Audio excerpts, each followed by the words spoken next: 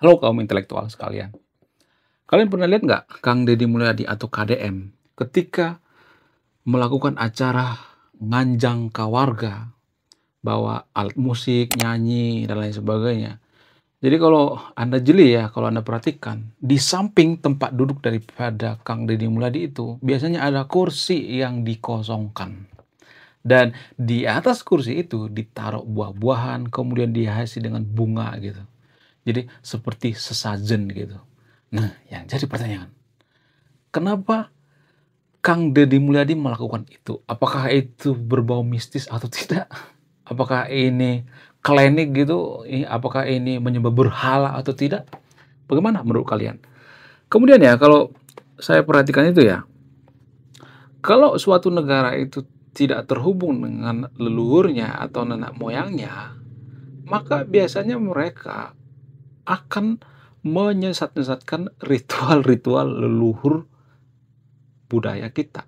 Jadi ini ada perbedaan yang sangat signifikan ya. Kalau kita sudah terputus ya dengan leluhur kita atau nenek moyang kita, maka biasanya kita akan menyesat-nyesatkan gitu. Kalau misalnya ada sesajen apa segala macam ya, maka kita akan mengatakan, oh ini sesat, oh ini menyembah berhala, oh ini musyrik gitu ya. Kalau saya perhatikan di Konoha ya sering ya orang-orang mengatakan seperti itu. Tapi kalau saya perhatikan ya, hal seperti ini bisa diilmiahkan ternyata. Jadi kursi yang dipasangi oleh Kang Deddy Mulyadi itu ya, kursi yang di sampingnya itu ditaruh buah-buahan ya, seperti sesajen, itu bisa diilmiahkan ternyata. Wow, luar biasa.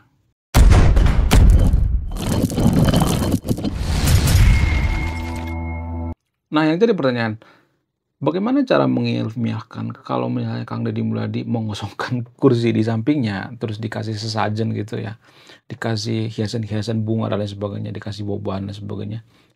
Bagaimana cara mengilmiahkan ini? Jadi gini guys, sebenarnya ritual-ritual seperti ini bukan hanya di Indonesia guys, di negara-negara maju juga ada. Di Irlandia, di Jepang juga ada. Jadi ritual-ritual atau sesajen atau apapun itu namanya ya, yang dilakukan oleh Kang Deddy Mulyadi itu sebenarnya nggak ada unsur gaibnya itu. Cuman kita aja dari kecil didoktrin bahwa ya ini kan berhala, oh ini kan menyekutukan Tuhan, dan bla bla bla. Tapi disclaimer ya, saya tidak nyuruh yang nonton video untuk menyekutukan Tuhan ya, saya tidak mau nyuruh ya, saya tidak nyuruh yang nonton video untuk meninggalkan agama. Tapi mari kita berpikir secara rasional gitu. Jadi saya itu sering ya memperhatikan ya, karena saya itu kan antropolog ya. Saya mempelajari tentang ilmu budaya. Jadi kalau saya perhatikan itu ada semacam ritual-ritual leluhur kita yang bisa diilmiahkan. Salah satunya itu yang dilakukan oleh Kang Deddy Mulyadi. Di samping kursi daripada Kang Deddy Mulyadi yang kosong ini sama dengan fairy fort yang ada di Irlandia. Apa itu fort? Jadi ada istilahnya ya. Nah, fort ini sama seperti misalnya ya, ada semacam ukiran-ukiran atau tanah liat yang dibentuk atau semacam bling gitu, terus dikasih hiasan-hiasan dan biasanya ditaruh di hutan gitu, di tempat-tempat yang angker dan lain sebagainya. Apa sebenarnya tujuan mereka? Bahkan negara Irlandia juga melakukan seperti itu ternyata. Padahal kan Irlandia kan sudah negara maju. Ya, ini leluhur nenek moyang mereka guys. Jadi jangan merasa kolot gitu kalau kita melihat sesajen di Indonesia. Jangan ya. Jadi ada tujuannya itu. Apa tujuannya? Tujuannya itu untuk menghindari yang namanya pembalakan liar gitu. Jadi kalau fort ini ditempatkan di hutan misalnya ya, hutan yang sangat diperlukan ya untuk apa? Untuk ekosistem misalnya. Kalau hutan ini dibabat, ya maka akan terjadi yang namanya longsor ya, akan terjadi yang namanya banjir dan sebagainya. Jadi susah menjelaskan sama manusia yang serakah gitu. Kalau misalnya dijelaskan ya, kalau lu ya menghancurkan hutan ini bla bla bla bla bla bla misalnya nih, ya dijelasin secara ilmiah, maka orang-orang itu akan berpikir ah nggak mungkin lah. Maka makin penasaran gitu. Tapi kalau dijelaskan secara irasional gitu, misalnya nih dikasih sesajen di situ, maka mereka-mereka itu akan takut gitu. Ya, serasionalnya manusia, tapi ada loh di pikirannya itu yang masih irasional. Kenapa? Karena otak manusia itu kan otak purba, guys. Maksudnya gini, dipengaruhi oleh manusia purba ya. Dulu kan kita itu adalah bangsa yang diburu, guys. Jadi otak kita itu sebenarnya tidak bisa selamanya rasional, enggak. Ada yang namanya otak purba, dan otak ini biasanya dirancang untuk menakut-nakuti gitu, ada hantu, setan, dan sebagainya. Jadi setan itu kan hanya ada di pikiran kita karena otak kita itu menstimulus yang namanya setan, hantu, padahal kan nggak ada setan dan hantu. Saya tidak percaya gaib, guys. Ya. Jadi saya ngomong sesajen di sini bukan berarti saya percaya gaib, enggak. Jadi itu secara rasional menjelaskan kepada orang-orang leluhur kita ya, nggak bisa menjelaskan secara ilmiah saat itu karena teknologi belum berkembang, sehingga digunakanlah alat seperti itu ya. Jadi kursi yang dikosongkan di samping daripada Kang Deddy Mulyadi tujuannya apa? Tujuannya untuk menjaga ekosistem. Ya, apa hubungannya ekosistem dengan kursi kosong? Ada loh. Jadi gini ya, jadi secara ekologi atau secara antropologi dan psikologi ya, kalau Kang Deddy Mulyadi mengatakan seperti itu atau mau bikin seperti itu ya, mau ada kursi yang dikosongkan, maka secara tidak langsung dia menghargai yang namanya alam di mana dia ditempati gitu ya, di mana dia menapak gitu Kang Deddy Mulyadi. Bukan dia menyembah kursi itu ya. Ya kalau dia menyembah kursi atau makan kursi itu ya haram lah. Jadi itu bukan haram ya menurut saya pribadi ya. Kalau kursinya digigit gitu ya, atau bunganya dimakan gitu, itu baru haram ya. Atau bunga bang dimakan baru haram ya. Jadi itu guys ya. Itu alasan yang paling logis ya.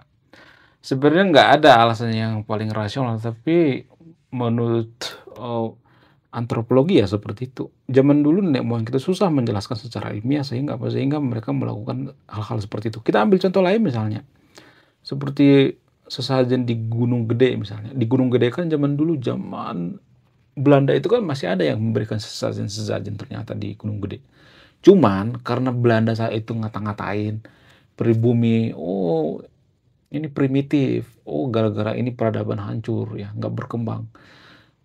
Dikata-katain sehingga orang-orang Sunda saat itu nggak mau lagi gitu. Ya biasanya kan orang Sunda kan yang paling dekat dengan Gunung Gede ya.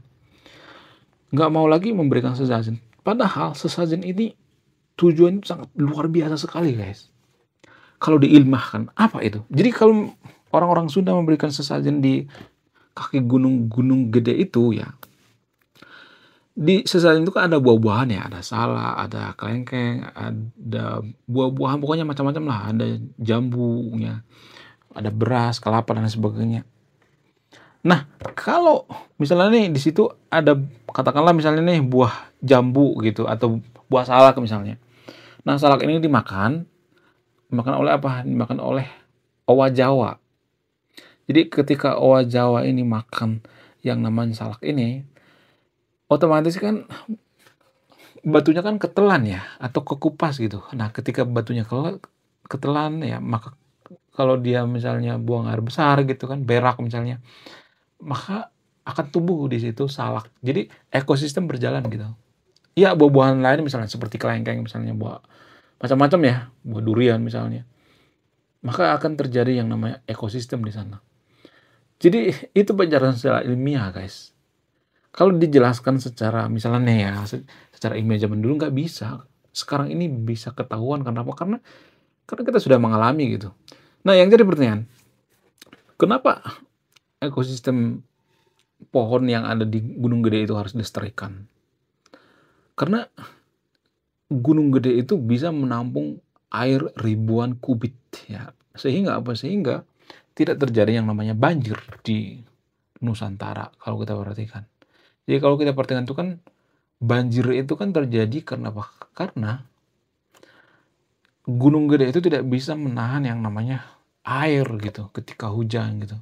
Sehingga ya bablas aja ke bawah, longsor apa segala macam. Jadi nggak ada di sana yang namanya tumbuh-tumbuhan lagi gitu. Ya mungkin ada tumbuhan tapi nggak sebanyak zaman dulu ya. Ada pebabakan liar dan lain sebagainya. Kemudian owa Jawa juga mempengaruhi guys. Owa Jawa ini semacam primata gitu. Owa Jawa ini mempengaruhi kenapa Gunung Gede itu lestari gitu. Ini ada korelasinya ya. Jadi gini guys, owa Jawa ini kan sudah banyak diculik oleh orang ya. diambil bayinya. Nah, kalau ngambil bayinya itu kan indungnya kan nggak mau ngelepasin bayinya. Nah, karena nggak bisa ngelepasin, maka indungnya dieksekusi juga. Diambil bayinya lalu dijadikan peliharaan eksotis ya. Orang-orang yang tidak bertanggung jawab. Nah, ketika indung daripada oa Jawa ini meninggal, maka si jantan nggak mau menikah dengan yang lainnya gitu. Nggak mau poligami gitu. Karena oa Jawa ini salah satu primata yang setia guys, setia satu pasangan gitu. Dikasih artis nggak mau gitu ya. Jadi oa Jawa ini ya sangat-sangat diperlukan untuk menjaga ekosistem di Gunung Gede. Zaman dulu nenek moyang kita nggak pernah itu ya membunuh yang namanya oa Jawa. Nggak tahu sekarang ya. Sekarang kita itu aduh makin kacau ya, seperti kan diambilin oa Jawa ya, kemudian dijadikan peliharaan dan sebagainya. Aduh, ngacau balau ya. Sehingga ekosistem terganggu kalau saya perhatikan ya di Gunung Gede ya. Kemudian apalagi ya? Apalagi sesajen-sesajen atau ritual-ritual daripada nenek moyang kita itu yang bisa diilmiahkan tapi kita menganggap sesak gitu. Kita ambil contoh lainnya seperti rumah panggung ya. Ini bukan ke sesajen ya, tapi arsitektur ya. Jadi kenapa rumah di Nusantara itu, rumah adat itu ya, dari Sabang sampai Merauke selalu menggunakan rumah panggung. Menurut kalian gimana? Kenapa rumah adat yang ada di Nusantara itu selalu menggunakan rumah panggung? Apa alasannya? Kenapa dari Sabang sampai Merauke seperti itu? Ya, kita ambil contoh misalnya seperti rumah adat orang Batak misalnya. Itu kan pakai ini ya, pakai panggung juga gitu. Kan kalau misalnya nih ya, kalau misalnya ada yang mengatakan kan zaman itu kan belum ditemukan yang namanya semen. Tapi kan tanah liat kan sudah ada. Tanah liat itu kan bisa jadi lantai kan. Tapi kenapa tanah liat tidak digunakan gitu? Kan harusnya ini pertanyaan yang sangat besar gitu. Harusnya kan zaman dulu kan tanah liat sudah bisa digunakan gitu. Ya di negara-negara lain kalau saya perhatikan ada tuh ya menggunakan tanah liat ya, dibikin bulatan gitu. Ada tuh. Tapi kan di Nusantara itu kalau saya perhatikan tuh selalu menggunakan panggung gitu. Ada batasnya gitu dari tanah ke rumah gitu. Kemudian di rumah orang Sunda juga seperti itu, orang Jawa juga seperti itu ya. Kemudian orang Aceh, orang Makassar, orang Kalimantan dan sebagainya selalu pakai panggungnya. Orang Melayu juga seperti itu ya. Ada panggungnya. Apa alasannya? Alasan yang paling masuk akal itu karena Nusantara itu kan negara tropis ya. Jadi kalau negara tropis itu kan penuh dengan rawa-rawa dan lain sebagainya ya. Sehingga banyak yang namanya nyamuk malaria. Nah, ketika banyak nyamuk malaria, maka nyamuk malaria ini kan malas gitu ya. Kalau misalnya nih ya, dia harus terbang ke atas gitu. Malas. Karena kalau kita perhatikan itu ya, rumah kalau 2 lantai itu, di lantai 2 pasti nyamuknya sedikit. Nggak terlalu banyak. Nyamuk itu malas naik ke atas sebenarnya. Jadi ini pemahaman daripada nenek moyang kita ya. Ini sangat luar biasa kalau diilmiahkan. Arsitek yang sangat luar biasa berhubungan dengan ekologi ya, geologi ya, kemudian berhubungan dengan iklim Nusantara. Kemudian alasan selanjutnya misalnya karena pengaruh daripada gempa ya. Gempa ini kan sangat traumatis ya bagi Nusantara. Kenapa kan Nusantara itu kan dikelilingi oleh apa? Dikelilingi oleh ring of fire gitu. Lempeng daripada gempa. Kita tuh dikelilingi oleh ring of fire, guys. Jadi itu artinya kalau kita dikelilingi oleh ring of fire, berarti zaman dulu sering yang namanya terjadi gempa. Nah, karena sering terjadi gempa, maka dibikin ya rumah itu rumah panggung. Ya kalau misalnya gempa digoyang-goyang gitu nggak jadi masalah. Tapi kan sekarang ini kan kalau terjadi gempa itu rumah kan sudah beton ya, pasti ada retakan lah, retak lah. Nggak mungkin nggak retak ya kan.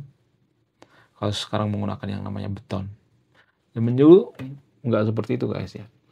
Zaman dulu itu rumah panggung untuk menghindari yang namanya gempa. Kemudian apalagi ya yang unik daripada arsitektur rumah daripada Nusantara itu? Biasanya menghadap ke utara dan selatan ya. Apa sih tujuannya?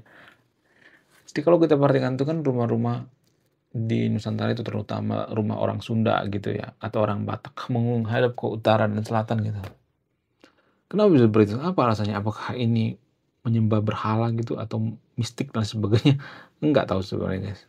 Alasan yang paling masuk akal itu, matahari kan terbit di sebelah barat ya. Ya, ya kan? Bukan di barat ya? Di timur apa di barat ya? Ya, ya di barat lah ya. Terbit di barat ya. Ya, dari timur ya. Matahari terbit dari timur. Nah, ketika matahari terbit dari timur, maka jendela sebelah timur itu masuk sinar matahari gitu. Nah, kenapa harus masuk sinar matahari? Apa alasannya? Alasannya paling masuk akal tuh biar kita terserap yang namanya vitamin-vitamin D gitu yang berasal dari sinar matahari.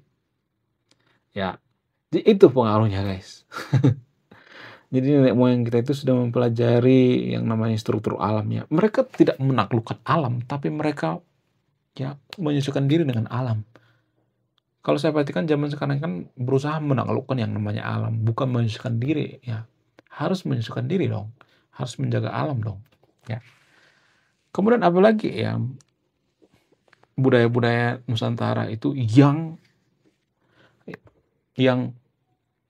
bisa diilmiahkan tapi zaman dulu nggak bisa diilmiahkan gitu. Apa alasannya? Ya karena zaman dulu belum ada teknologi. Jadi kita ambil contoh misalnya ya, contoh selanjutnya misalnya.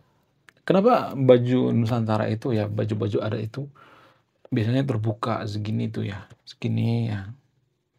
Kemudian, menggunakan ikat seperti ini. Kenapa orang Sunda menggunakan ikat seperti ini?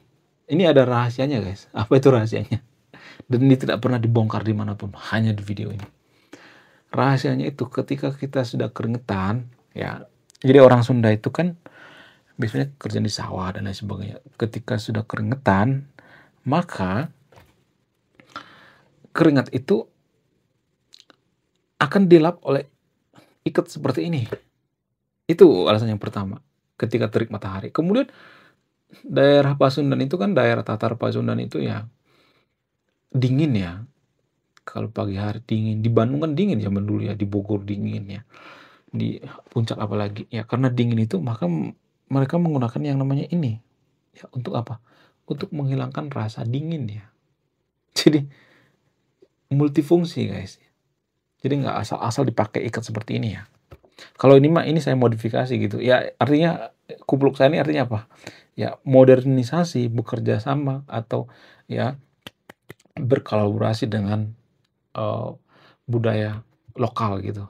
Bukan saling menaklukkan tapi kerja sama ya. Modernisasi juga kita butuh kan. HP ya itu kan modernisasi ya. Namun jangan pernah kita meninggalkan yang namanya budaya leluhur kita. Itu sangat perlu sekali, sangat penting sekali ya. Seperti ikat seperti ini ya. Kemudian apalagi ya tujuannya? Ketika orang-orang Sunda zaman dulu itu pergi ke sawah, mereka misalnya nih butuh untuk mengikat sesuatu, ya mengikat kayu bakar dan sebagainya, maka mereka menggunakan ikat seperti ini ya. Jadi multifungsi, sangat multifungsi. Kemudian secara filosofis ya, ikat Sunda seperti ini ya tujuannya apa? Tujuannya untuk merapikan yang namanya rambut, biar rambutnya nggak aut-autan gitu. Kalau kita menjaga yang namanya rambut, maka kita menjaga pikiran, ya, menjaga hati dan sebagainya. Jadi ada multifungsi ya pengertian daripada ikat seperti ini ya. Kemudian bajunya kenapa sedikit terbuka gitu? Ya karena menyesuaikan diri dengan lingkungan gitu. Bayangkan kalau misalnya nih ya, mohon maaf ya bagi teman-teman muslim ya, kita menggunakan baju gamis gitu, menggunakan cadar, terus kita kerja di sawah, apa nggak pengap gitu? Iya kan? Karena disesuaikan dengan lingkungan dong, ya kan? Apa nggak pengap banget itu? Jadi harus disesuaikan dengan lingkungan, guys. Tidak boleh bertentangan dengan lingkungan, karena itu susah ya, susah untuk diterapkan. Mudah diucapkan, tapi susah diterapkan.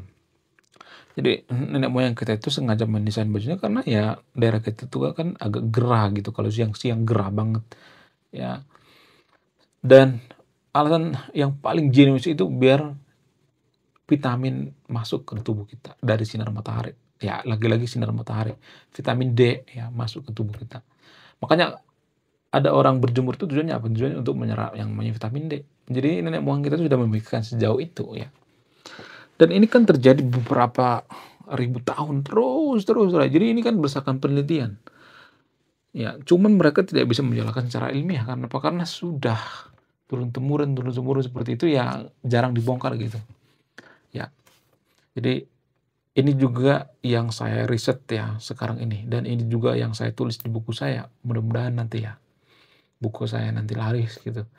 Dan ini termasuk yang saya tulis di buku saya. Ya, buku yang membahas tentang budaya leluhur kita, terutama budaya leluhur kita yang bisa diilmiahkan dan sangat jarang ngambil topik ini ya. Menurut saya ini sangat-sangat luar biasa ya kalau kita mengerti ya apa sih sebenarnya ajaran leluhur kita itu.